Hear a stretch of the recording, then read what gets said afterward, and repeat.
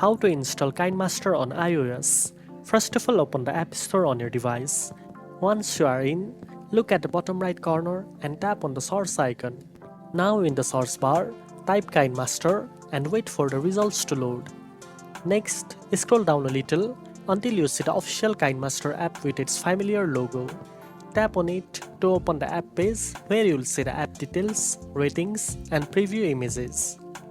After that, tap the Get button to begin the installation process. If prompted, complete the verification using Face ID, Touch ID, or your Apple ID password. Once verified, the download will begin and may take a minute or two depending on your internet connection. After the installation is complete, the Get button will change to Open. Finally, tap Open to launch Kinemaster.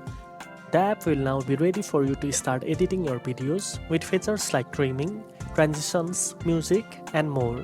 Now you know how to install Kinemaster on iOS. If you found this video helpful, don't forget to like, share, and subscribe for more editing tips. Thanks for watching, and I'll see you in the next one.